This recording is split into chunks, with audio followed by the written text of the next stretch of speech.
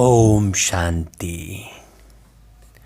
देखिए, हमें अपने जीवन को बहुत सुख, शांति, स्वास्थ्य और संपन्नता से यदि भरपूर करना है तो हमें दोनों बातों को बहुत अच्छे से समझना होगा।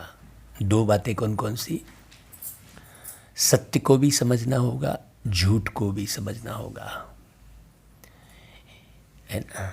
भगवान को भी समझना होगा, शैतान को भी समझना होगा, अंधेरे को समझना होगा, उजाले को समझना होगा। हाँ, कहते हैं ना, हर सिक्के के दो पहलू हैं, लेकिन एक बात बड़ी गहरी समझने की है। सिक्के के दो पहलू कहते हैं, लेकिन दोनों मिलते नहीं हैं वो पहलू, है ना। एक तरफ हेड, दूसरी तरफ टेल, ऐसा कहते हैं सिक्के को। वैसे ही प्यारे पिता परमात्मा, निराकार पारलौकिक पिता शिव बाबा ने इस धरती पर आकर सिक्के के दो पहलुओं को बहुत बारीकी से समझाया। सिक्का जैसे गोल होता है, वैसा ही ये जो सृष्टि का चक्र है, ये भी गोल है। पृथ्वी भी पूरी गोल है, अपनी धुरी पर घूमती है और अपने समय पर सूर्य जो है कहीं उजाला और कहीं अंधेरा सूर्य करता रहता है।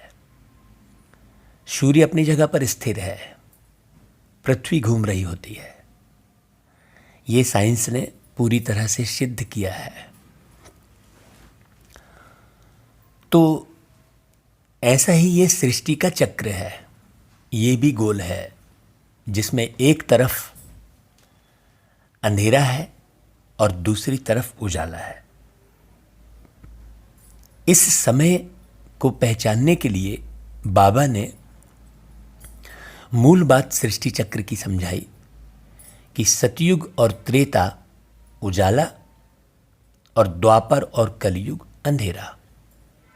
अब इसमें बहुत गहरी समझने की बात है कि जैसे जब सुबह सूर्योदय होता है तो बहुत अच्छा उजाला शुरू हो जाता है ना। लेकिन वो उजाला कब होता है? एकदम से उजाला नहीं होता है, धीरे धीरे धीरे धीरे प्रकाश बढ़ता है और फिर शाम को धुंधलका शुरू होता है और फिर धीरे धीरे रात हो जाती है, अंधेरा पूरी तरह से कायम हो जाता है। वैसा ही सृष्टि चक्र का है। इसमें संगम युग, जो पुरुषोत्तम युग कहते हैं, ये न इसमें पूरी तरह उजाला है और न ही पूरी तरह अंधेरा है। जैसे जब सूर्य उगता है तो पूरी तरह उजाला और पूरी तरह अंधेरा नहीं होता है, वैसा ही ये संगम युग है। तो संगम युग में दोनों चीजों का संगम होता है। एक तरफ बहुत झूठ की पराकाष्ठा होती है, विषय वासना की पराकाष्ठा होती है, और एक तरफ परमात्मा सत्य की स्थापना कर रहे होते हैं। तो दोनों बातें होती हैं। अब जो व्यक्ति सूर्योदय से पूर्व उठ जाता है, उसे अंधेरे और उजाले का मिलन बहुत अच्छे से देखने मिलता है। कि हल्का अंधेरा भी रहता है और हल्का उजाला भी रहता है। और जो सोया रहता है उसे पता ही नहीं लगता कि ये जो अंधेरे और उजाले का जो एहसास है, या कहें अंधेरे और उजाले का जो स्पष्ट ज्ञान है, वो कैसा होता है। उसी प्रकार ये पूरे युग की बात है। एक है दिन की, माने हद की बात, और एक है पूरे युग की बात, अर्थात बेहद की बात। तो इसे समझना बहुत अनिवार्य है। अभी वर्तमान समय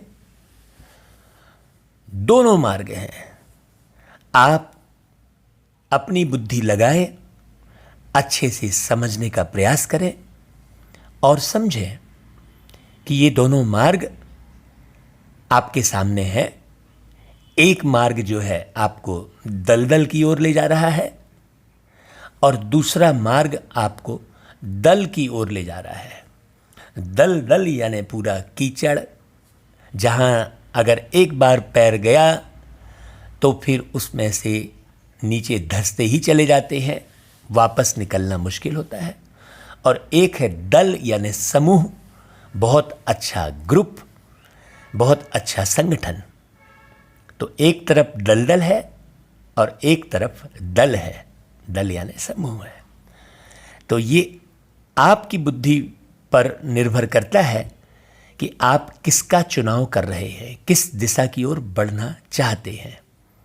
आप अगर दुखों की पराकाष्ठा में जाना चाहते हैं तो वो मार्ग भी इस संगम युग में है, और यदि आप सुखों की पराकाष्ठा में जाना चाहते हैं तो वो मार्ग भी इस संगम पर है। इसीलिए इसे संगम युग कहते हैं। यही वो समय है।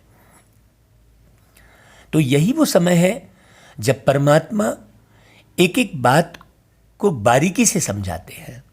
हम किसी नाम रूप में यदि फंसे रहते हैं तो वो बात हमें समझ में नहीं आती है।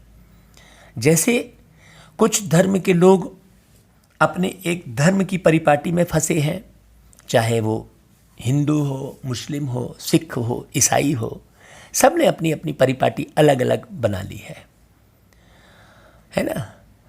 और नाम रूप में फंसे हैं। वो कहेंगे हमारे ईश्वर का नाम ये है, वो कहेंगे हमारे अल्लाह का नाम ये है। अलग अलग है। लेकिन परमात्मा ने आकर बताया कि बच्चे, मेरा नाम ही शिव है। शिव का अर्थ होता है कल्याणकारी। मतलब अब ऐसा नहीं है कि आप शिव शुभ रटेंगे तो आप तर जाएंगे, या शिव नाम की माला जपेंगे तो आप तर जाएंगे। शिव का अर्थ होता है कल्याणकारी।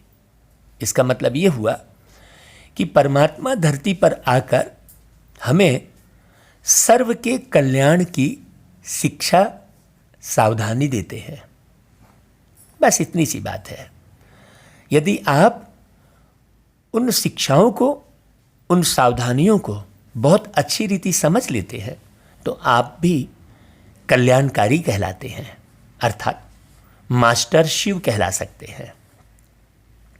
अब कृष्ण एक नाम है, तो कृष्ण नाम जैसे ही आप लेते हैं तो एक शरीर का बोध होता है, एक शरीर दिखाई देता है। फिर बाद में और आगे बढ़ते हैं तो भाई वो कौन सी जाति का था, ये एक हमें बंधन में बांधता है कि हाँ भाई वो यदुवंशी थे, कोई कहेगा सूर्यवंशी थे। इस प्रकार से उसमें फिर कल्याणकारी की बात नहीं रह जाती है, उसमें फिर उलझने की बात आ जाती है। देह में, जाति में, धर्म में, उसने ये किया, उसने वो किया। कल्याण की बात नहीं आ रही है उसमें कहानी शुरू हो जा रही है। और जब कहानी शुरू हो जाती है किसी भी बात की तो हानि होना शुरू हो जाती है। हमें अब कथा कहानी नहीं, हमें सत्य ज्ञान को सुनना और समझना है।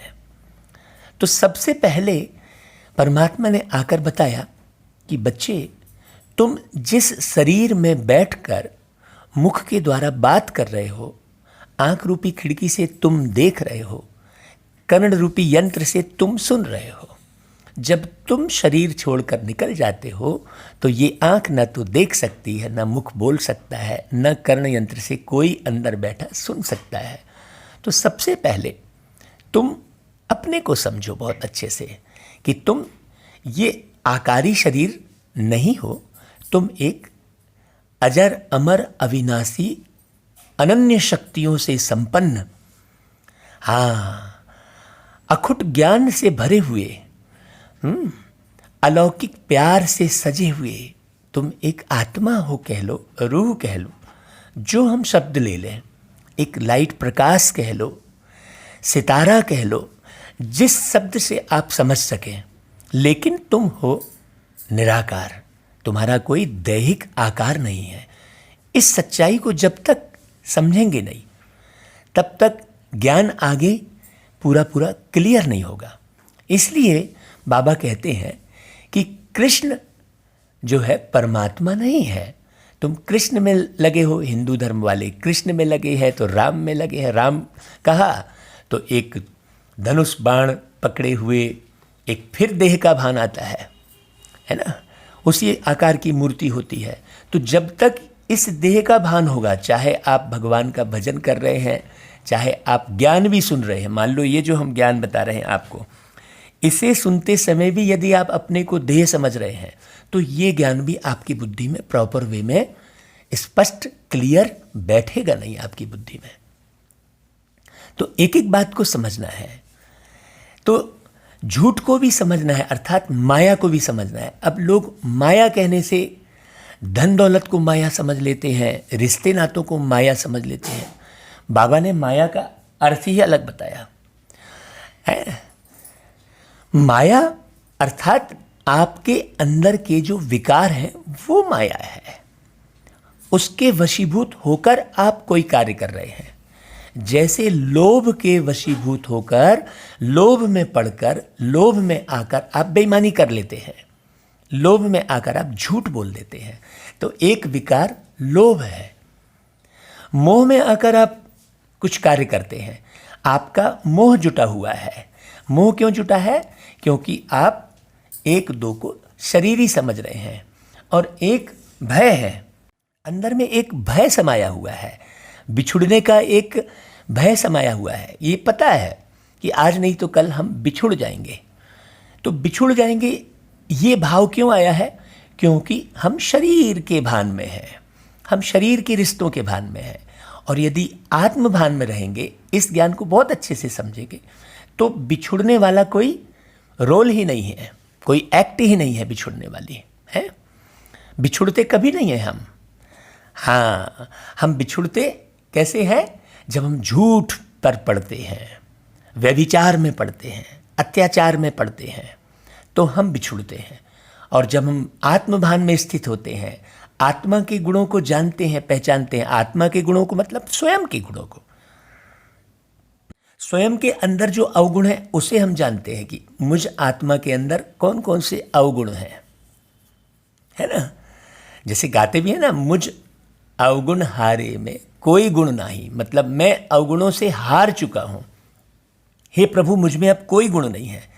तो भगवान के सामने जाकर आप कहते हैं कि मुझ में कोई गुण नहीं है, तो परमात्मा फिर धरती पर आकर आपको गुण सिखाते हैं कि भाई क्या गुण है और क्या अवगुण है।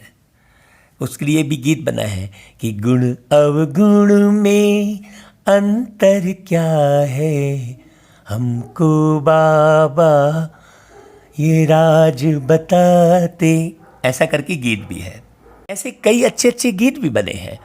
तो गीतों के माध्यम से, चाहे मुरली एक शब्द है वो हम वीडियो में भेजते हैं, मुरली के द्वारा, चाहे आप किसी प्रवचन के द्वारा, कैसे भी आप इसे समझने का पुरुषार्थ करें।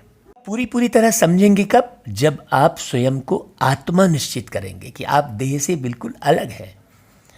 आपका दैहिक संबंध किसी से भी नहीं है, सबसे आपका आत्मिक संबंध ही है। जैसे एक माँ है, बच्चे को जन्म देती है शरीर के साथ। यदि वो गर्भ से बाहर शरीर निकला, माँ के गर्भ से शरीर बाहर निकला और उसमें आत्मा नहीं है, तो क्या उसे वो बेटा बोलेगी? अरे ये तो मृत शरीर है कहेंगे। अंदर ही अंदर अगर आत्मा चली गई और फिर बाहर क्या निकला? शरीर निकला, तो उसे क्या करेंगे? उसे ले जाकर जलाएंगे या दफनाएंगे। माँ उसे रखेगी भी नहीं, ना उसकी तेल मालिश करेगी, कुछ भी नहीं करेगी, ना उसके लिए कोई दाई लगाएगी, ना उसके लिए कोई स्कूल ढूंढेंगे, कुछ नहीं करेंगे। लेकिन उस शरीर के अंदर एक आत्मा जो देख रही होगी, है बढ़िया रो रही होगी, जो भी, जैसे उस आत्मा के संस्कार होंगे वैसा वो बच्चा दिखाई देगा। तो उसे कहेंगे मेरा बेटा मुझे मिल गया, हाँ मेरे घर में पुत्र रत्न की प्राप्ति हुई है। तो वो रत्न कौन है? रत्न वास्तव में वो एक आत्मा है शरीर में बैठी हुई है। अगर उस शरीर में आत्मा ना हो तो आप पुत्रों से बोल नहीं सकते। तो संबंध किससे है? आत्मा से है। लेकिन हम ये भूल जाते हैं कि ये जो संतान मुझे मिली है ये एक आत्मा है, और आत्मा से आत्मा का संबंध है, तो ये मेरे घर में शरीर के साथ जन्म ली है पुत्र के रूप में। कहीं ना कहीं संबंध है आत्मा से आत्मा का। और ये सृष्टि का चक्र जब आप समझते हैं तो आपको क्लियर हो जाता है कि हाँ, आत्मा से आत्मा का कहाँ संबंध है। इस ज्ञान में चलते हुए हर एक बात मुझ आत्मा को क्लियर हुई कि जो आत्मा मेरे पिता के रूप में थे वही आत्मा अभी मेरे भतीजे बन गए हैं। चूंकि मैंने आत्मज्ञान प्राप्त किया, आत्मा को अच्छे से समझा, तो मुझे अच्छे से पता लग गया।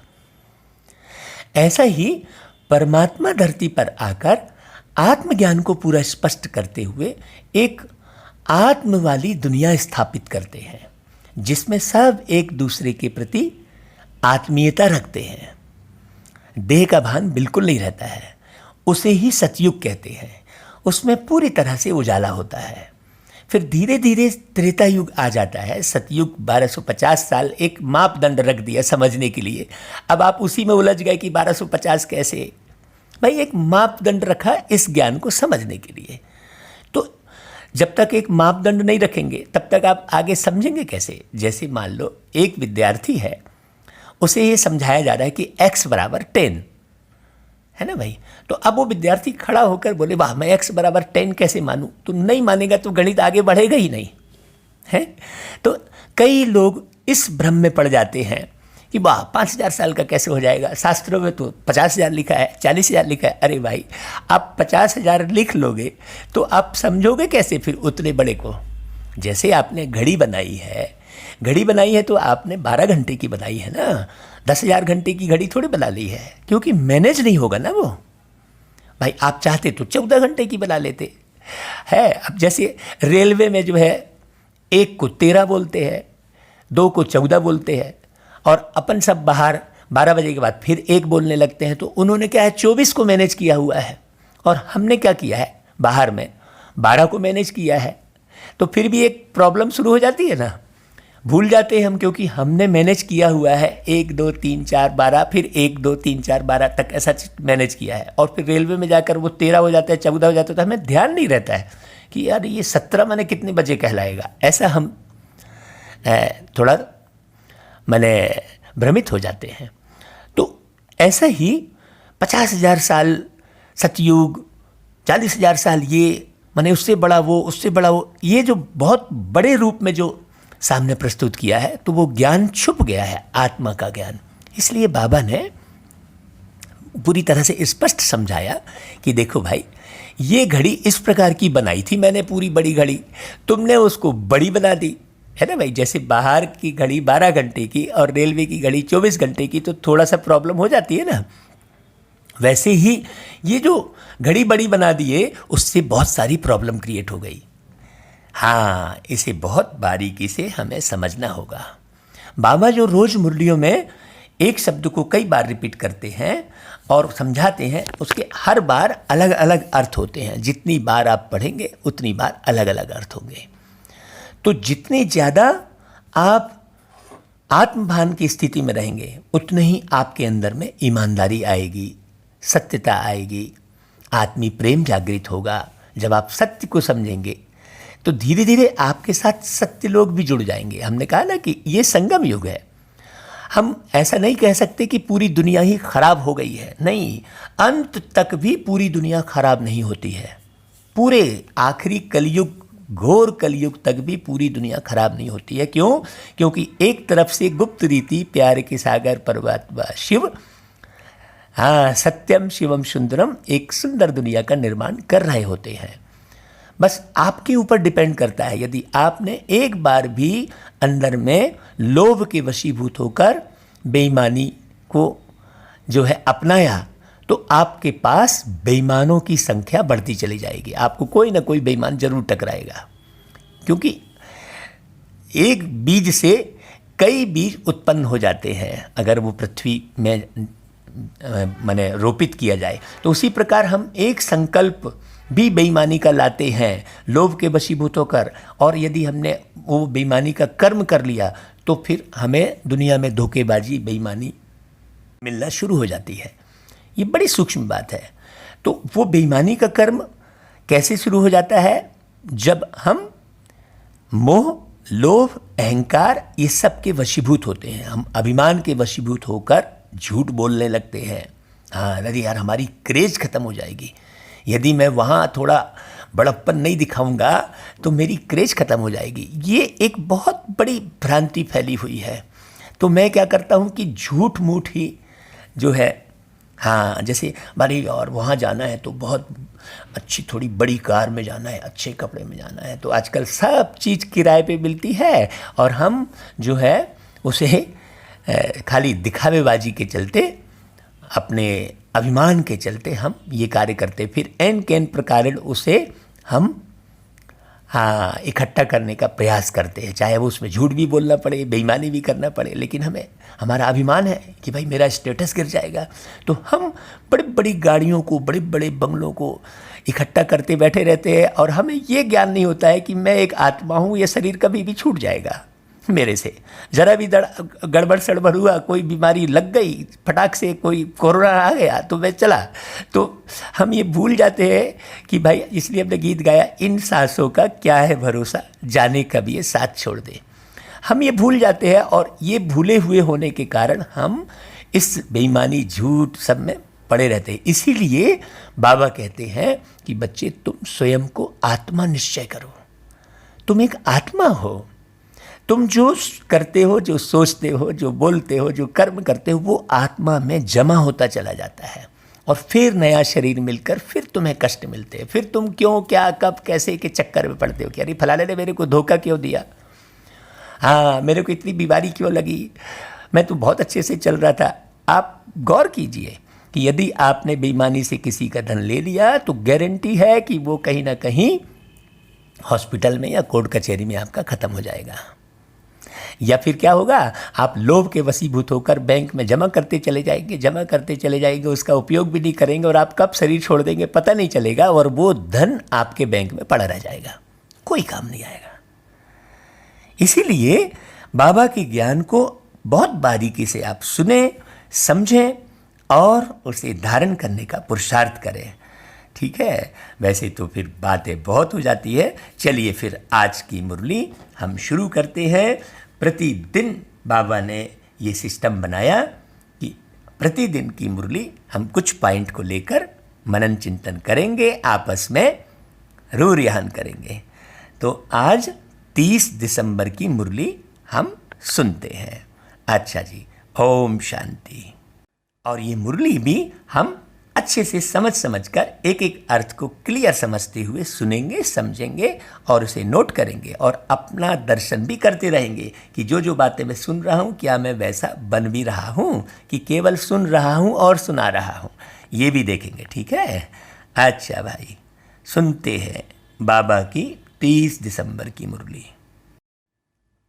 अच्छा भाई, बाबा कहते, मीठे बच्चे, सत बाप द्वारा संगम पर तुम्हें सत्य का वरदान मिलता है, इसलिए तुम कभी भी झूठ नहीं बोल सकते हो। हाँ, कहीं भी झूठ नहीं बोलना है। झूठ बोलकर हम सत्य का निर्माण करने की सोचेंगे तो कभी नहीं होगा। हाँ, इसे बड़ी गहराई से समझना। भाई, यज्ञ के अंदर भी जैसे मान लीजिए अकाउंट की मीटिंग होती है तो हमने झूठे झूठे बिल सबमिट कर दिए, हाँ झूठ के द्वारा जो है धन कमा रहा है, उससे धन का हमने सहयोग ले लिए, ये ध्यान नहीं दिया हमने कि ये किस मार्ग से धन कमा रहा है। ये सब बारीकी से हमें ध्यान देना होगा। अगर झूठे और बेईमान व्यक्ति का धन यदि हमने बाबा के ज्ञान यज्ञ में लगाया तो समय निकलता चला जाएगा और स्थापना कभी नहीं होगी। जब हम जो निमित्त हम बने हैं, हमारी स्वयं एक अकेले की ही जो है पूरी तैयारी नहीं होगी, पूरा निर्माण नहीं होगा, तो फिर हम दूसरे को कैसे निर्माण करेंगे, तो पूरा युग कैसे बदलेगा, सवाल ही नहीं उठता है। एक व्यक्ति भी अगर गड़बड़ करेगा, जैसे 108 की माला बनती है, उसमें एक माला भी दाना भी बाहर आ गया तो वो माला टूट जाएगी। हाँ, सब दानों को इकट्ठा होकर और एक जैसा बनना ही होगा। ये बाबा की भावना है। तो बाबा कहता है कि सत्य का वरदान मिलता है, इसलिए तुम कभी भी झूठ नहीं बोल सकते हो। न झूठ बोल के धन कमाओगे, न झूठ के द्वारा धन कमाने वाले व्यक्ति से धन का सहयोग लोगे।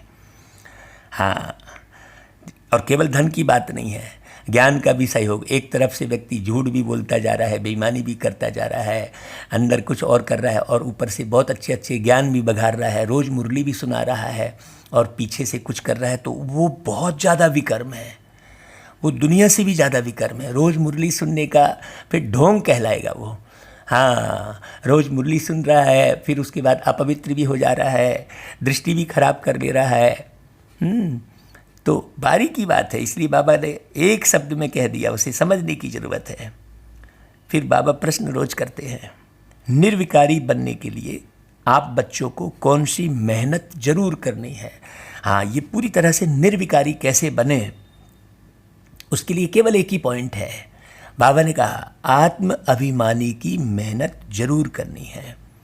उसमें बाबा ने और स्पष्ट किया कि भ्रुकुटी के बीच में आत्मा को ही देखने का अभ्यास करो। आत्मा होकर आत्मा से बात करो, आत्मा होकर सुनो, देह पर दृष्टि न जाए। यही मुख्य मेहनत है। इसी मेहनत में विघ्न पड़ते हैं। जितना हो सके यह अभ्यास करो कि मैं आत्मा हूँ, मैं आत्मा हूँ, मैं आत्मा हूँ, मतलब अब उसके अंदर के गुणों को जाना। इसलिए आध्यात्म शब्द कहा गया है, मतलब आत्मा का अध्ययन पूरी तरह करना पड़ेगा। आत्मा अर्थात आप कब इस धरती पर आते हैं, कैसे आपके अंदर कट चढ़ती है, कैसे उस कट को निकाल सकते हैं, ये सारा। मैं आत्मा हूँ का मतलब केवल अब मैं ये दो शब्द रट बस रहा हूँ, उसके गुणों में नहीं टिक रहा हूँ, है सामने वाले के भी गुण को नहीं देख रहा हूँ, केवल अवगुण देख रहा हूँ। तो अवगुण देखना मतलब देह देखना, सीधी सी बात है। किसी के भी अवगुण देखना मतलब देह देखना। कल्याण अर्थ, हाँ, वो बेचारा इस अवगुण के कारण जो है दुखी हो रहा है, तो हमने इशारा किया, प्यार से समझाया, वो बात अलग हो गई।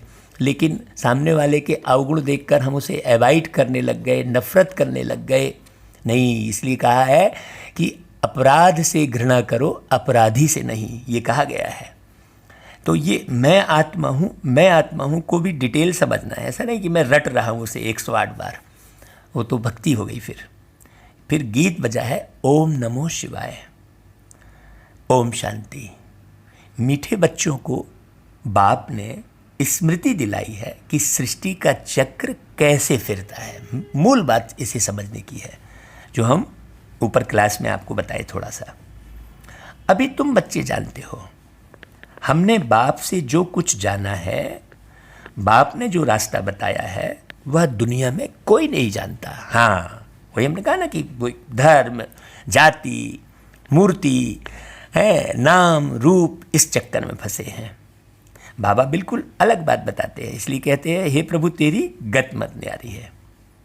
बाबा ने बताया तुम आपे ही पूज्य और आपे ही पुजारी बनते हो। उसका अर्थ भी तुम्हें बाबा ने समझाया है। पहले की मुरलियाँ सुनना तो और क्लियर होगा। जो पूज्य विश्व के मालिक बनते हैं वही फिर पुजारी बनते हैं। परमात्मा के लिए ऐसे नहीं कहेंगे, परमात्मा पूज्य और पुजारी पने से दूर है। बाबा कहते हैं अब तुम्हें स्मृति में आया कि यह तो बिल्कुल राइट बात है। सृष्टि के आदि मध्य अंत का समाचार बाप ही सुनाते हैं। भाई कैसे ये सृष्टि का चक्र घूमता है। साइंस जो है प्रकृति के बारे में समझाते हैं, साइंस वाले। विज्ञान जो है पूरे प्रकृति के बारे में समझाएगा। प्रकृति माने ये शरीर भी, प्रकृति माने जो हम बाहर देखते हैं वो भी।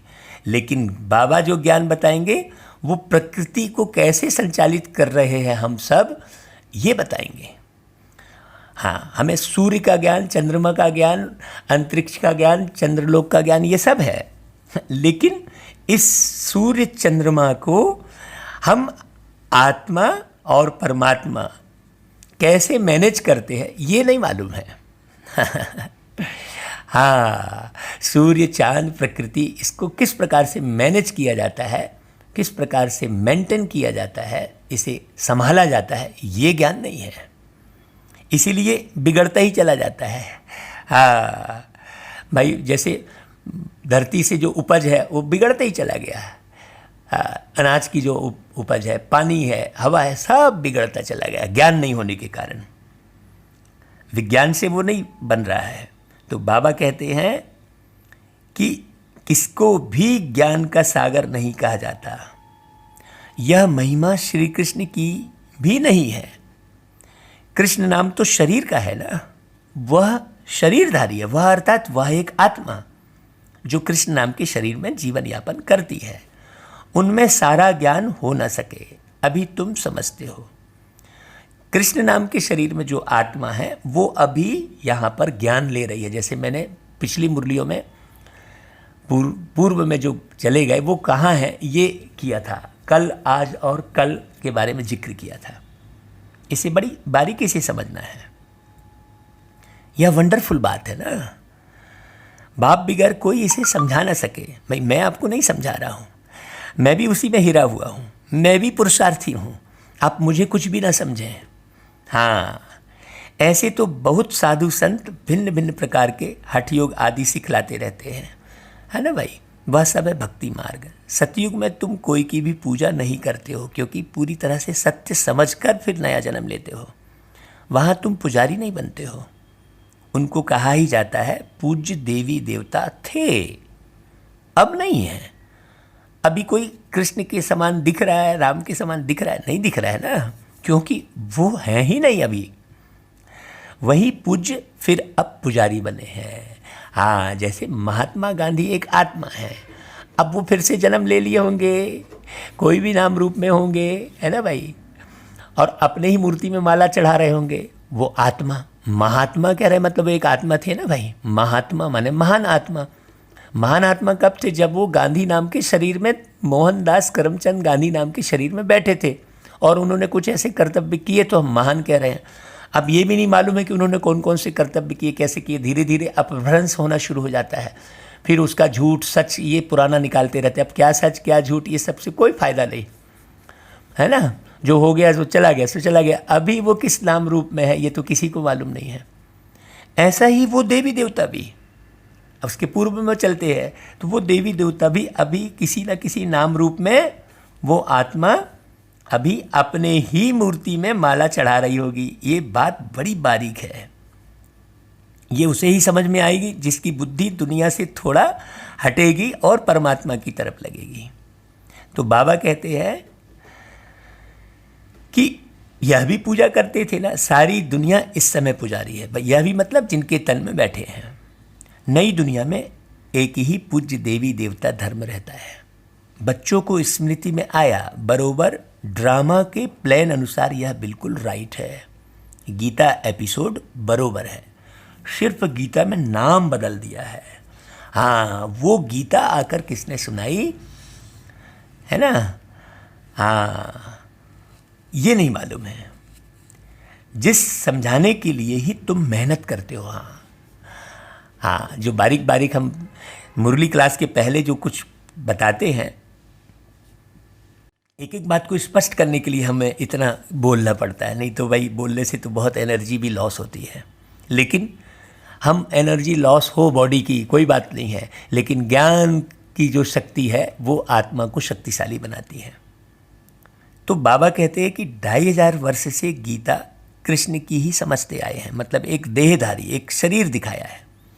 अब एक जन्म में समझ जाए कि गीता निराकार भगवान ने सुनाई, इसमें टाइम तो लगता है ना भाई, आपको इतनी जल्दी समझ में नहीं आएगा, क्योंकि कई वर्षों से आप एक मूर्ति की पूजा करते आ रहे हो, एक श्रद्धा बैठ गई है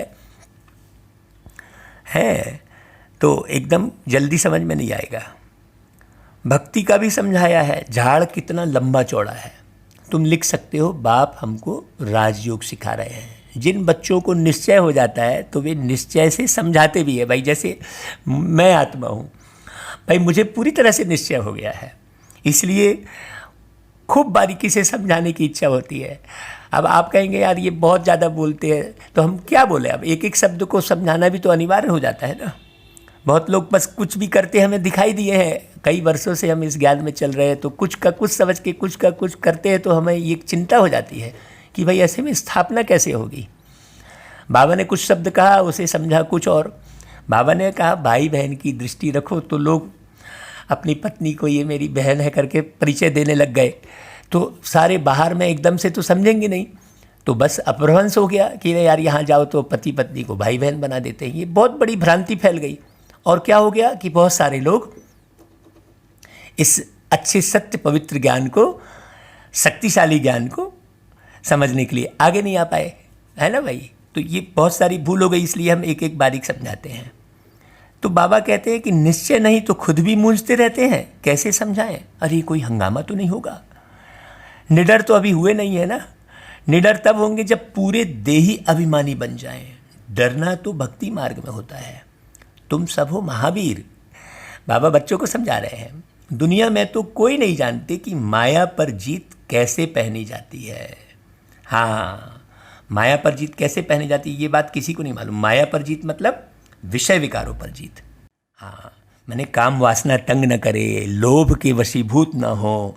हाँ, इस पर जीत कैसे पहने? इसमें कोई तलवार अलवार की जरूरत तो नहीं है ना भाई, इस पर ज्ञान तलवार चाहिए ना। और उस ज्ञान तलवार में बाबा की याद का जौहर चाहिए। अब हम ज्ञान सुनाने लग गए और हम समझने लगे वाह मैं बहुत होशियार। नहीं भाई, ये ज्ञान तो बाबा का है, मैं सिर्फ समझाने के निमित्त बना हूँ ना। वहाँ भी मैंपन आ जाता है। हाँ, याद का जौहर मतलब भाई प्यारे बाबा का ज्ञान है, हम आपको केवल समझाने के निमित्त बने हैं, इसलिए निडर भी नहीं होते हैं। हाँ, बाबा कहते हैं कि तुम बच्चों को अब स्मृति में आया है। आगे भी बाप ने कहा था मन मना भव, पतित पावन बाप ही आकर यह समझाते हैं। भल गीता में अक्षर है परंतु ऐसे कोई समझाते नहीं।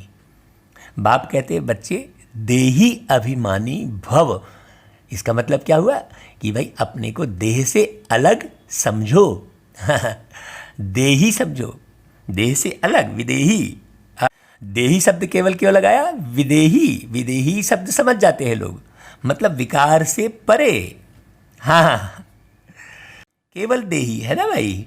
हाँ, गीता में अक्षर तो है ना, आटे में नमक मिसल, कोई कोई अक्षर सही, बाकी खूब कथा कहानी हो गई। हर एक बात का बाप निश्चय बिठाते हैं, तो निश्चय बुद्धि विजयंती, जिसे निश्चय हो गया है पूरा पूरा निश्चय, वो जरूर इन विषय विकारों पर जीत हासिल करता है। विजयंती मतलब विषय विकारों पर जीत हासिल करना। विजयंती मतलब किसी के ऊपर जीत हासिल करके उसका धन हड़प लेना, ये थोड़ी है। जैसे पहले के राजा क्या करते थे कि आक्रमण करके उसे अपना गुलाम बना लेते थे, तो उसके धन दौलत भी जो है अपना, उसका राजपाट भी उसका हो गया। अब वो 2 राज्य का राजा हो गया, फिर वो सोचेगा मैं 3 राज्य का हो जाऊँ, फिर सोचेगा 4 राज्य को, ऐसे जबरदस्ती छीन कर। तो अब वही आत्मा जो राजा का रोल किया था वो आगे जाकर इस कलयुग में वो बहुत कष्ट पाता है, क्योंकि वो राजा के रोल में बहुत सारे लोगों को बहुत सारा कष्ट दिया। इस संगम पर श्रेष्ठ कर्म करने के कारण उसे कहीं ना कहीं राजाई पद मिल ही जाता है उस आत्मा को। तो राजा बनने के बाद अगर उसे आत्मज्ञान नहीं है, वो तो भूलता चला जाता है। तो फिर देह अभिमान आने के कारण, बहुत अभिमान होने के कारण, अरे मैं राजा हूँ कुछ भी कर सकता हूँ, ऐसा भाव लाने के कारण वो बहुतों को कष्ट देता है। तो बहुतों को कष्ट देने के कारण जब वो फिर से, अब वो शरीर तो छोड़ेगा ही, चाहे कैसा भी राजा हो, चाहे रंग को हो, चाहे गरीब हो, चाहे अमीर हो, कितना भी हो, शरीर तो छोड़ेगा ही भाई। कौन करोड़पति आपको यहाँ परमानेंट रहते हुए दिखाई दे रहा है भाई? आप सब देखते हैं कि शरीर छोड़ छोड़ के सब जा रहे हैं, फिर भी शरीर का भान रहता है। तब बाबा कहते हैं कि भाई तुम अभी बाप से वर्षा ले रहे हो, काहे का? समझने का वर्षा। समझ की शक्ति सबसे बड़ी शक्ति है। बाप कहते हैं गृहस्थ व्यवहार में भी जरूर रहना है। अब घर बार छोड़ने की जरूरत थोड़ी है भाई किसी बात को समझने के लिए। सबको यहाँ आकर बैठने की दरकार नहीं है, मतलब सब एक बड़ा आश्रम बनाए और उसमें चले जाएं भाई, वो भी तो एक दुनिया ही हुई। अब सारे विश्व को आप आश्रम समझ लो ना, हाँ? और आसमान को जो है छत समझो और धरती को बिछौना समझो। उसमें गीत बना ना कि आसमां छत तेरा धरती बिछौना, पेड़ों की ये डालियां है तेरा खिलौना, ऐसा गीत बना है। बीच बीच में भाई सुनाते समय मुझे गीत याद आ जाता है, क्योंकि भाई बाबा ने गाने की कला दी है ना, तो वो याद आ जाता है, तो बोल देता हूँ। बाप कहते हैं भाई गृहस्थ व्यवहार में ज़रूर रहना है, सर्विस करनी है, सेंटर्स खोलने हैं। मतलब आप अपने घर पे भी अब सेंटर्स खोले तो फिर धन की चाहत आ गई कि ये सेंटर्स कैसे चलेगा। नहीं, आप धन कमाने के लिए अभी भाई धन कमाना पड़ेगा, आप कर्म करो। बाबा कहते हैं तुम हो सेल्वेशन आर्मी। अब बाबा ने आर्मी का उदाहरण दिया। ईश्वरी मिशन हो भाई, एक ये मिशन है परमात्मा की, तुम्हारा महत्व तो बहुत है। इन लक्ष्मी नारायण की क्या महिमा है, जैसे राजाएं होते हैं वैसे राज्य करते हैं। बाकी इन्हों को कहेंगे सर्वगुण संपन्न विश्व का मालिक, क्योंकि उस समय और कोई राज्य नहीं होता है। बस बाकी महिमा तो केवल एक परमात्मा शिव की है ना भाई, वो एक राजा है, राज्य करते हैं बस। लेकिन आत्मा को परिवर्तित करने का कार्य तो परमात्मा शिव ही करते हैं ना। बात बड़ी समझने की है। अभी हम सो देवता बनते हैं तो फिर उन्हों को माथा कैसे झुका सकेंगे भाई? सिंपल सी बात है। तुम नॉलेजफुल बन गए हो, जिनको नॉलेज नहीं है वह माथा टेकते रहते हैं भाई। रिगार्ड पर माथा टेके, सम्मान के आधार पर किए, वो अलग बात है। लेकिन स्वयं को अवगुणी ही समझते रहे, सामने को गुणवान ही समझते रहे और अपना अवगुण छोड़े ही नहीं और केवल रटते रहे, तुम महान हो, तुमने ये किया, तुमने वो किया। भाई ये भी तो देखो कि मैं क्या कर रहा हूँ।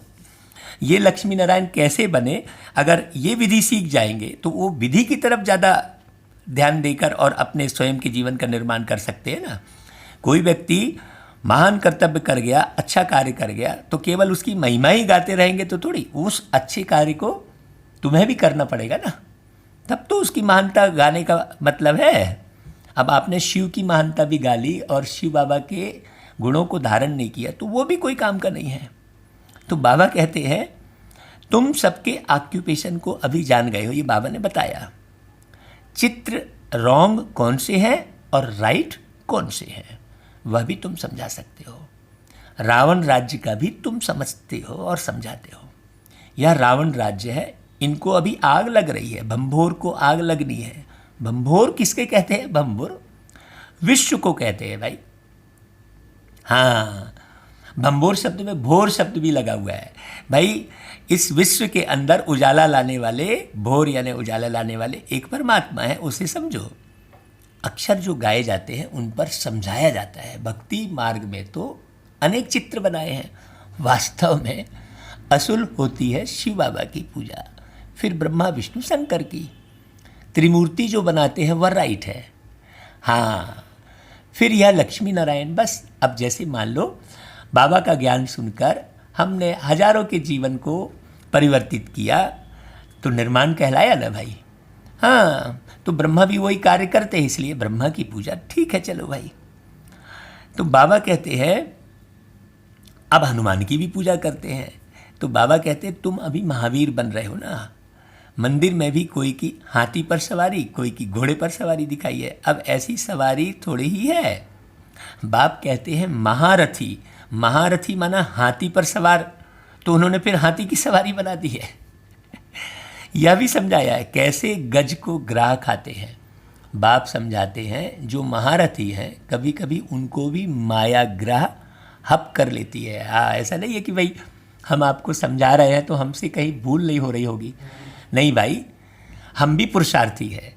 बस इतना है कि यार हाँ चलो एक साथ चलते हैं, हम थोड़ा पाए तो वो थोड़ा आप भी ले लो, चलो थोड़ा थोड़ा मिला मिला के अपन सब मिलकर एक जैसा पुरुषार्थ करेंगे भाई। एक दूसरे के गुण अवगुण को पहचानते हुए और मिलकर चलेंगे, चीरखंड होकर, बाबा कहता है। तो अभी ज्ञान की समझ आई है। अच्छे अच्छे महारथियों को भी माया खा जाती है। हाँ, इसलिए भाई हमें किसी को भी कहीं उलझना फंसना नहीं है। यह है ज्ञान की बातें, इनका वर्णन कोई कर न सके। बाप कहते हैं निर्विकारी बनना है, दैवी गुण धारण करने हैं, केवल ज्ञान का वर्णन ही नहीं। कल्प कल्प बाप कहते हैं काम महाशत्रु है। जो अंदर में कामना होती है, इच्छा होती है, वो देह को देखने से ही पैदा होती है, स्वयं को देह समझने से ही पैदा होती है। ये बारीकी समझना है, इसमें है मेहनत, इस पर तुम विजय पाते हो। प्रजापिता के बने तो भाई बहन हो गए साकार रूप में। आत्मा ही इन कानों से सुनती है, यह याद रखना पड़े। हम आत्मा को सुनाते हैं, देह को नहीं। हाँ, असल में हम आत्माएं भाई भाई हैं, फिर आपस में भाई बहन भी हैं। सुनाना तो भाई को होता है, दृष्टि आत्मा तरफ जानी चाहिए ना। हम भाई को सुनाते हैं, भाई सुनते हो? हाँ, मैं आत्मा सुनता हूँ। बाबा एक उदाहरण दे रहे हैं। बीकानेर में एक बच्चा है जो सदैव आत्मा आत्मा कह लिखता है। लिखता है, मेरी आत्मा इस शरीर द्वारा लिख रही है, मुझ आत्मा का यह विचार है, मेरी आत्मा यह करती है। तो यह आत्माभिमानी बनना मेहनत की बात है ना। मेरी आत्मा नमस्ते करती है, जैसे बाबा कहते हैं रूहानी बच्चे तो भ्रुकुटी तरफ देखना पड़े। आत्मा ही सुनने वाली है, आत्मा को मैं सुनाता हूँ। तुम्हारी नज़र आत्मा पर पड़नी चाहिए। आत्मा भ्रुकुटी के बीच में है, ये बारीक समझना है। शरीर पर नज़र पड़ने से विघ्न आते हैं। आत्मा से बात करनी है, आत्मा को ही देखना है। देह अभिमान को छोड़ो। जैसे हमने पिछली मुरली में बताया था कि भाई कोई कार में बैठकर आएगा तो आप कार से थोड़ी बात करेंगे, कार की ड्राइविंग सीट पर ही आपकी निगाह रहेगी, पीछे की सीट पर थोड़ी रहेगी। तो उसी प्रकार बाबा यहाँ समझा रहे हैं कि भ्रुकुटी के बीच एक दूसरे को देखकर हम बात करेंगे। ये बहुत गहरी बात समझने की है। भ्रुकुटी के बीच देखकर मतलब अब इन आँखों से देखने की बात नहीं है, केवल मन से समझने की बात है, अंतर के नैन से देखने की बात है। अब ऐसा नहीं कि हम माथे पर ही हम इन आँख से देख रहे हैं एक दूसरे को, तो लोग समझेंगे यार ये क्या कर रहे हैं। ऐसा भी नहीं कह रहे हैं ना बाबा। अंतर के नैन से हमें समझ की दृष्टि की बात कर रहे हैं बाबा। हाँ है, आत्मा जानती है। बाप भी यहाँ भ्रुकुटी के बीच में बैठा है, उनको हम नमस्ते करते हैं। बुद्धि में यह ज्ञान है, हम आत्मा है, आत्मा ही सुनती है। यह ज्ञान आगे नहीं था। यह देह मिली है पार्ट बजाने के लिए, इसलिए देह पर ही नाम रखा जाता है।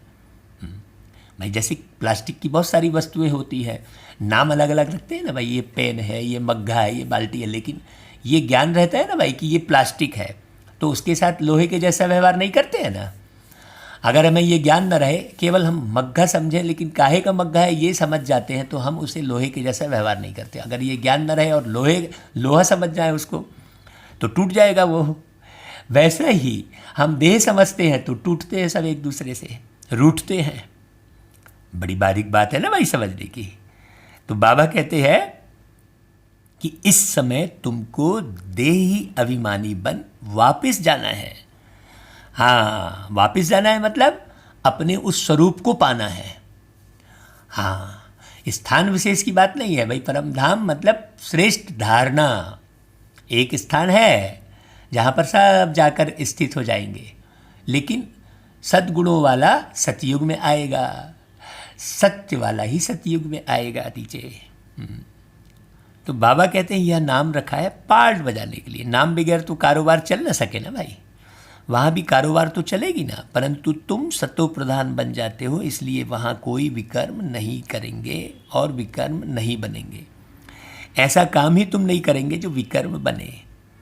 हाँ, हमें कहा करते थे, हमारी मैया पहले शिक्षा देती थी कि ऐसी ठौर न बैठिए जहाँ कोई दे उठाए, मतलब ऐसा काम मत करिए हाँ जिसमें किसी भी प्रकार का कोई लड़ाई झगड़ा हो। बहुत स्पष्ट कार्य कीजिए। बाबा कहते हैं वहाँ माया का राज्य नहीं। अब बाप कहते हैं तुम आत्माओं को वापस जाना है। यह तो पुराने शरीर है, फिर जाएंगे सतयुग त्रेता में। वहाँ ज्ञान की फिर दरकार नहीं रहेगी। यहाँ तुमको ज्ञान क्यों देते हैं? क्योंकि दुर्गति को पाए हुए हो ना, इसलिए यहाँ ज्ञान देना अनिवार्य हो रहा है। कर्म तो यहाँ भी करना है, परंतु वह अकर्म हो जाता है।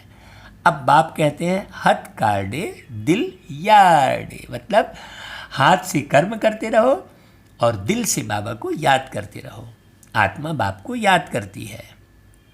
सतयुग में तुम पावन हो तो सारी कारोबार पावन होती है। तमो प्रधान रावण राज्य में तुम्हारी सारी कारोबार खोटी हो जाती है बीच बीच में। इसलिए मनुष्य तीर्थ यात्रा आदि पर जाते हैं। सतयुग में कोई पाप करते नहीं जो तीर्थों आदि पर जाना पड़े। यहाँ पाप करते हैं तो तीर्थ पर जाते हैं, मनन चिंतन करते हैं। वहाँ तुम जो भी काम करते हो वह सत्य ही करते हो। क्यों? क्योंकि सत्य का वरदान अभी इस संगम युग में सत्य पिता परमात्मा दे रहे हैं। विकार की इसलिए वहाँ बात ही नहीं होती है भाई। कारोबार में भी झूठ की दरकार नहीं रहती है। यहाँ तो लोभ होने के कारण मनुष्य चोरी ठगी करते हैं, वहाँ यह बातें होती नहीं। ड्रामा अनुसार तुम ऐसे फूल बन जाते हो। तो देखो बाबा यहाँ और वहाँ दोनों की बातें बहुत स्पष्ट समझा रहे हैं। तो वह है ही निर्विकारी दुनिया और यह है विकारी दुनिया। तो अब यहाँ और वहाँ की बातों को बहुत अच्छे से जब समझेंगे तो हम यहाँ किसी ने बेईमानी की, झूठ बोला, गफलत किया, उस बातों का प्रचार प्रसार नहीं करेंगे। क्या फ़ायदा है? वही बढ़ेगा ना। जिन बातों का हम प्रचार प्रसार करते हैं, एक दूसरे को गफलती की ही जानकारी देते हैं, तो वही चीज़ बढ़ती चली जाती है। अब किसी ने किसी प्रकार से किसी को ठगा, अब वो किस प्रकार से ठगा हमने उनको 4 लोगों को बताया, तो वो 4 लोग भी उस ठगी की बातों को सीखे ना। तो हमने ठग को बढ़ाया ना, ठगों की संख्या को। तो बाबा इसलिए कहते हैं कि आने वाली जो दुनिया है, जैसे बाबा आने वाली दुनिया को ही स्पष्ट करते हैं बार बार, तो हमें भी इस मुरली को बार बार सुनकर और इस मुरली का प्रचार प्रसार करना चाहिए ना, सच्चाई का। भाई ये समझ लिया कि ये विकारी दुनिया है और यहाँ बेईमानी होती ही है। अब उस बेईमानी की बातों को कोई फ़ायदा नहीं है फैलाने से। हम बेईमानी की बातों को फैलाते हैं तो दूसरे को भी हम और नए बेईमान खड़े करते हैं। जो बेचारा नहीं जान रहा है वो भी सीख रहा होता है। बच्चा जो है पैदा हुआ वो तो नहीं मालूम है उसकी इस दुनिया में क्या हो रहा है। तुम जो दिखाते हो, जो सिखाते हो, वही सीखता है। तो सारा खेल बुद्धि में है ना। इस समय ही पवित्र बनने के लिए मेहनत करनी पड़े। योग बल से तुम विश्व के मालिक बनते हो। योग बल है मुख्य। योग बल मतलब अब वो शरीर के आसन को योग कह दिए। भाई समझ का बल, योग माने योग्यता, समझ। योग माने जोड़, जोड़ माने प्रेम। बहुत गहरी गहरी बात है ना, आत्मीय प्रेम। बाप कहते हैं भक्ति मार्ग के यज्ञ तप आदि से कोई भी मेरे को प्राप्त नहीं करते। और ये रामायण के उत्तरकांड में लिखा भी है, हाँ, कि मैं यज्ञ तप जप तीर्थाटन आरती पूजा ये सबसे नहीं मिलता। ये लिखा है रामायण में भी, लिखा है उत्तरकांड में। लेकिन पूरे रामायण में दूसरी बात है, बस केवल उत्तरकांड में ही सारा उत्तर मिला हुआ है। अगर हम उत्तरकांड को समझते हैं तो उससे भी बारीकी से पढ़ते हैं तो पूरा क्लियर होता है। इसलिए हमने रामायण को भी उठाया कि भाई एक एक बात व्यक्ति को समझ में आए। बाबा का ज्ञान रामायण के साथ जोड़ेंगे, क्योंकि बहुत सारे लोग रामायण के पीछे पड़े हुए हैं। तो रामायण सुनने वाले उसमें आएंगे बोल के रामायण के बारे में उदाहरण देते हैं। ऐसे गीता और भागवत का भी उदाहरण देते हैं, क्योंकि बहुत सारे लोग उसमें हिरे हुए हैं। तो उस बात को उठाना मजबूरी हो जाती है भाई। तो बाबा कहते हैं कि भक्ति मार्ग के यज्ञ तप आदि से कोई मेरे को प्राप्त नहीं करते। सतो रजो तमो में तुम जाते ही हो और जाना ही है। ये ड्रामा है। ज्ञान बड़ा सहज और रमणीक है, फिर मेहनत भी है। इस योग की ही महिमा है जिससे तुमको सतो प्रधान बनना है। तमो प्रधान से सतो प्रधान बनाने का रास्ता कौन बताएगा भाई? बाप ही बतलाते। इसलिए यहाँ कहीं भी किसी को महान समझना माने महान समझने की ज़रूरत नहीं है। यहाँ महान केवल एक परमात्मा है, बस। दूसरा कोई यह ज्ञान दे न सके। भल कोई चंद्रमा तक चले जाते हैं, कोई पानी से चले जाते हैं, परंतु वह कोई राजयोग नहीं है ना भाई। नर से नारायण तो नहीं बन सकते ना। यहाँ तुम समझते हो हम आदि सनातन देवी देवता धर्म के थे जो फिर अब बन रहे हैं। स्मृति आई है। बाप ने कल्प पहले भी यह समझाया था। हाँ, क्यों? ये सृष्टि का चक्र घूमता है ना। हाँ, जैसे एक दिन के चक्र में भाई रोज माँ उठाती है, बच्चे उठो। भाई कल भी उठाया था, आज फिर उठा रहे हैं। ये चक्र घूमा। रात को बच्चे सो जाते हैं, सवेरे माँ फिर उठाती है। फिर रात में बच्चे सो जाते हैं, सवेरे माँ फिर उठाती है। वैसा ही ये बहुत बेहद का सृष्टि चक्र है। इसमें सब अज्ञान के अंधेरे में सो जाते हैं। फिर वो शिव माँ कहते तुम्हें वो माता च पिता तुम्हें वो, माने एक को ही कहते हैं ना। वो माँ बाप आकर फिर उठाते हैं, बच्चे उठो, नर से नारायण बनो। ऐसा है। तो कितनी प्यारी बात है, देखो। तो बाप ने कल पहले भी ये समझाया था। बाप कहते हैं निश्चय बुद्धि विजयंती। अब इसको अच्छे से समझो। निश्चय नहीं तो वह सुनने आएंगे ही नहीं। निश्चय बुद्धि से फिर संशय बुद्धि भी कई बन जाते हैं। सुनते सुनते हैं, अरे यार छोड़ो, नहीं कर पाएंगे बोले। हाँ, क्योंकि दुनिया में विषय विकारों का रोला बहुत है, तो उधर फंस जाते हैं। बहुत अच्छे अच्छे महारथी भी संशय में आ जाते हैं। माया का थोड़ा तूफान आने से देह अभिमान आ जाता है। हाँ, अपनी बारीकी को नहीं देख पाते हैं कि मैं कहाँ पर थोड़ी सी भी भूल कर गया। अरे भाई, एक छोटा सा भी कांटा अगर घुस गया शरीर में तो वो दर्द करेगा ना। वैसे ही अगर छोटी सी भी भूल हो गई तो उसका परिणाम तो मिलेगा ना। वैसा ही है। तो बाबा कहते हैं यह बाप दादा दोनों ही कंबाइंड है ना। शिव बाबा ज्ञान देते हैं, फिर चले जाते हैं। वह क्या होता है कौन बताए। बाबा से पूछे क्या आप सदैव हो या चले जाते हो। बाप से तो यह नहीं पूछ सकते हैं ना। बाप कहते हैं मैं तुमको रास्ता बताता हूँ पतित से पावन होने का। आऊँ जाऊँ मुझे तो बहुत काम करने पड़ते हैं, तुमको इससे क्या लेना देना है भाई। सोचने की बात है भाई। परमानेंट रहता हूँ कि फिर चला जाता हूँ, ये सबसे पढ़ने की ज़रूरत क्या है। सीधा सीधा बस केवल जो बाबा ज्ञान सुना रहे हैं, समझा रहे हैं, उस दिशा में सोचना चाहिए ना। बाबा कहते हैं भाई बच्चों के पास भी जाता हूँ, उनसे कार्य कराता हूँ, इसमें संशय की कोई बात ना लाए। भाई अपना काम है बाप को याद करना, बाबा के ज्ञान को समझना। संशय में आने से फिर गिर पड़ते हैं। अभी फिर कहते हैं यहाँ बाप आया, फिर वहाँ आया, इस शरीर में आया, फिर उस शरीर में आया, अभी वहाँ नहीं आ रहा है, अभी यहाँ आ रहा है। इस सब चक्कर में पड़ने से ज्ञान तो तुम नहीं उठा पाओगे ना अच्छे से। बाबा कहते हैं ये माया जो है ना थप्पड़ जोर से मार देती है। बाप ने कहा है बहुत जन्मों के अंत के भी अंत में मैं इनमें आता हूँ। जो सृष्टि का चक्र पूरा घूमता है। जैसे रात में आप जाके सो जाते हो ना, हैं, फिर सुबह उठते हो, ये बस वैसा ही है। बच्चों को निश्चय है बरोबर बाप ही हमें यह ज्ञान दे रहे हैं और कोई दे ना सके। कौन से बच्चों को निश्चय है? जो पूरा रीति अच्छे से पढ़ते हैं, समझते हैं, उनको निश्चय है। फिर भी इस निश्चय से कितने गिर भी पड़ते हैं वह भी बाप जानते हैं। हाँ, क्योंकि बाबा के तन में तो प्रवेश कर रहे हैं और सुना रहे हैं ज्ञान, लेकिन सब तरफ घूम के देखते भी है, परखते भी है। बाबा कहते हैं तुमको पावन बनना है, तो बाप कहते हैं बस तुम सिर्फ मुझे याद करो। और बाबा की याद कैसे आएगी? जब बाबा की मुरली को खूब सुनेंगे कि बाबा क्या बोला। भाई कोई भी कैसे याद आता है, उसकी वाणी याद आती है ना। वो ऐसे बोल रहा था भाई, उसका स्वभाव बहुत अच्छा है भाई, बहुत मीठे से बोल रहा था। ऐसे याद करते हो ना। तो कब याद करते हो? जब वो तुमसे मिलता है, बातें करता है, तब तुमको उसकी याद आती है। अब कोई तुमसे मिला ही नहीं है, तुमसे बातें ही नहीं किया, तो तुमको याद कहाँ से आएगी? तो अब ये समझने की बात है बहुत। तो बाबा भी साकार ब्रह्मा के तन में प्रवेश करके ये मुरली, ये बाबा की बातें हैं, समझ लो क्या बातें ही है ना भाई, स्पष्ट है। तो बाबा कहते हैं और कोई बातों में नहीं पड़ो, बस पावन बनना है। तुम यहाँ ऐसी बातें करते हो तो समझ में आता है ये पक्का निश्चय नहीं है। हाँ, कब रहते हो बाबा आप इनके तन में, ऐसा कोई पूछता भी होगा ना उस समय। पहले एक बात को समझो जिससे तुम्हारे पाप नाश होते हैं, बाकी फालतू बातें करने की दरकार ही नहीं है। बाप की याद से ही विकर्म विनाश होंगे, फिर और बातों में क्यों आते हो? देखो, कोई प्रश्न उत्तर में मूंझता है तो उसे बोलो कि तुम इन बातों को छोड़ एक बाप की याद में रहने का पुरुषार्थ करो। संशय में आया तो पढ़ाई ही छोड़ देंगे, फिर कल्याण ही नहीं होगा। नब्ज देखकर समझाना है किसी को भी भाई। हाँ, जो समझ गया उसे नब्ज देखकर समझाना है। हाँ, अभी जो आप मुरली भेजेंगे तो लिस्ट बनाइए कि कौन कौन समझ सकता है, उसे प्रॉपर वे में उसे भेजिए। आपने पूरे भाई इतनी पूरी ज़िंदगी बिताई है तो बहुत सारे लोगों को आपने समझा भी होगा ना।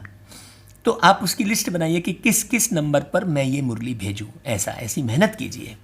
और फिर भेजने के बाद उससे फ़ोन पर भी थोड़ा सा समझाइए कि भाई आप इसे सुनिए बारीकी से। तो बाबा कहते हैं कि भाई नब्ज देखकर समझाना है। संशय में है तो एक पॉइंट पर खड़ा कर देना है। बहुत युक्ति से समझाना पड़ता है। बच्चों को पहले ये निश्चय हो बाबा आया हुआ है, हमको पावन बना रहे हैं, या तो खुशी रहती है, नहीं पढ़ेंगे तो नापास हो जाएंगे। पहले तो अपने अंदर खुशी को देखो, पहले ये देखो कि तुमको बाबा का निश्चय हुआ है कि नहीं हुआ है भाई, तब फिर तुम आगे बढ़ो। बाबा कहते हैं नहीं पढ़ेंगे तो ना पास हो जाएंगे, उनको खुशी भी फिर क्यों आएगी भाई। स्कूल में पढ़ाई तो एक ही होती है, फिर कोई पढ़कर लाखों की कमाई करते, कोई 5-10 रुपये कमाते, ठेला ढुलकाते हैं भाई, आलू बेचते हैं भाई। जीवन तो वो भी जी रहा है, उसको भी माँ का गर्भ मिला, सबको एक जैसा समय मिला। हाँ, तुम्हारी एम ऑब्जेक्टिव है नर से नारायण बनना, राजाई स्थापन होती है। तुम मनुष्य से देवता बनेंगे, देवताओं की तो बड़ी राजधानी है, उसमें ऊंच पद पाना वह फिर पढ़ाई और एक्टिविटी पर है। राजधानी में तो आ गए, लेकिन वहाँ भी अच्छा पद हासिल करो ना भाई, तुम्हारी एक्टिविटी बड़ी अच्छी होनी चाहिए। बाबा अपने लिए भी कहते हैं अभी कर्मातीत अवस्था नहीं बनी है। कौन से बाबा? ब्रह्मा बाबा कहते हैं, अपने लिए कहते हैं। हाँ भाई, अभी मेरी कर्मातीत अवस्था नहीं बनी है। बाबा जो शिव बाबा आ रहे हैं, बस उसी को मैं समझा दे रहा हूँ, ऐसा बोलते हैं। हमको भी संपूर्ण बनना है, अभी बने नहीं हैं। बाबा कहते हैं भाई देखो, ज्ञान तो बड़ा सहज है, सिंपल सी बात है, तुम शरीर नहीं एक आत्मा हो, पहले तो ये समझ जाओ अच्छे से। पाप को याद करना भी सहज है, परंतु जब करें ना तब तो सहज है, और करे ही नहीं तो कैसे सहज है। अच्छा भाई, मुरली तो फिर बहुत चलेगी। बाबा फिर याद प्यार देते हैं ना सबको, सब बाबा के याद प्यार को महसूस करें, उसे बोलने की भी आवश्यकता नहीं है, अंदर महसूस करें भाई बाबा के प्यार को, और बाबा को भी नमस्ते करें, बाबा भी नमस्ते करते हैं सभी बच्चों को। अच्छा, फिर धारणा के लिए सार, किसी भी बात में संशय बुद्धि बन पढ़ाई नहीं छोड़नी है। हाँ, टाइम नहीं मिला, वो व्यक्ति यही कहता रहेगा अरे मुझे टाइम नहीं मिला। अगर टाइम नहीं मिला वाली बात ही नहीं है, मैं सवेरे 4 बजे बोलूँगा भैया आप 4 बजे मेरे यहाँ आना, हम तुम्हें 1 लाख रुपया देंगे, तो फिर तुम बोलोगे क्या कि टाइम नहीं मिला? हाँ, टाइम नहीं मिला वो कह देता है जिसे पूरी तरह से समझ नहीं आई है कि हाँ इसमें बहुत प्राप्ति है, तो इसलिए पढ़ाई छोड़ देते हैं। पहले तो पावन बनने के लिए एक बाप को याद करना है, दूसरी बातों में नहीं जाना है, पहले बाबा को समझना है अच्छे से। दूसरा, शरीर पर नजर जाने से विघ्न आते हैं, इसलिए भ्रुकुटी में देखना है। आत्मा समझ, आत्मा से बात करनी है, आत्माभिमानी बनना है, निडर बनकर सेवा करनी है, ठीक है। फिर वरदान देते हैं बाबा रोज रोज, दृढ़ संकल्प द्वारा कमजोरियों रूपी कलयुगी पर्वत को समाप्त करने वाले समर्थी स्वरूप भव। भाई कलयुगी पर्वत किसे कहा आज के वरदान में? कमजोरियों को। हाँ, कमजोरी पहाड़ जैसी समस्या ले आती है भाई। तो बाबा कहते हैं दिल शिकस्त होना, किसी भी संस्कार व परिस्थिति के वशीभूत होना, व्यक्ति व वैभवों की तरफ आकर्षित होना, इन सब कमजोरियों रूपी कलयुगी पर्वत को दृढ़ संकल्प की अंगुली देकर सदा काल के लिए समाप्त करो, अर्थात विजयी बनो। हाँ, जैसे वो अब यहाँ पर वो पर्वत दिखाया ना, गोवर्धन पर्वत उठाया श्री कृष्ण जी ने, चिंगली में उठाया, और चिंगली से में भी नख से उठाया, मतलब विदेही अवस्था हुई ना। माने नख क्या है? नख निर्जीव चीज़ है ना, उसे हम काट देते हैं, नख से उठाया, तो ये विदेही अवस्था कहलाई ना, ये विदेही अवस्था है एक्चुअल में, शरीर टच भी नहीं है। हाँ, जितनी भी हम सेवा कर रहे हैं, खूब बड़ा संगठन बन रहा है, लेकिन ये भान नहीं है कि हमने बनाया संगठन, हमारे इतने लोग वो हैं, ये भान यदि आया तो फिर वो दृढ़ संकल्प की अंगुली देकर सदा काल के लिए समाप्त करना और विजयी बनने वाली बात नहीं होगी। हाँ, विजय हमारे गले की माला है, सदा इस स्मृति से समर्थी स्वरूप बनो। भाई विजय हम बनेंगे ही, कभी भी हताश उदास मत हो, पढ़ते रहो बस लगातार, सुनते रहो बाबा की मुरली। एक समय आएगा कि आप कर्मातीत बन ही जाएंगे, बहुत अच्छे बन ही जाएंगे, गारंटी है ये बाबा की, कि तुम बस केवल मुरली सुनो, समझो और धारण करने का पुरुषार्थ करो। बाबा कहते यही स्नेह का रिटर्न है। जैसे साकार बाप ने स्थिति का स्तंभ बनकर दिखाया ब्रह्मा बाबा ने, तब तो आज पूरे देश विदेश में सेवा स्पष्ट दिख रही है ना। ऐसे फॉलो फादर कर सर्व गुणों के स्तंभ बनो, जैसे बाबा का शांति स्तंभ बना है। हाँ हाँ, दादी का प्रकाश स्तंभ बना है। दादी प्रकाश मणि जी का, उनका नाम है ही प्रकाश। बाबा का, ब्रह्मा बाबा का शांति स्तंभ बना है। और अभी हमारी परमादरणी जानकी दादी जी का शक्ति स्तंभ बना है। ये सब बारीक बात है। ये स्तंभ क्यों बनाए हैं? ये स्तंभ को ये सब भक्ति मार्ग के हिसाब से थोड़ी बनाए हैं। ये स्तंभ आप सबको समझाने के लिए बनाए हैं। तो ऐसे सर्व गुणों के स्तंभ बनो। हाँ, अच्छा भाई, फिर स्लोगन, साधन सेवाओं के लिए है, आराम पसंद बनने के लिए नहीं। आपको जो भी साधन मिल रहे हैं वो सेवाओं के लिए है भाई। हाँ, आप उसे अपने सुख के लिए उपयोग करने लगते हैं और उसी में उलझ जाते हैं तो फिर ज्ञान एक तरफ हो जाता है। अच्छा भाई, ओम शांति।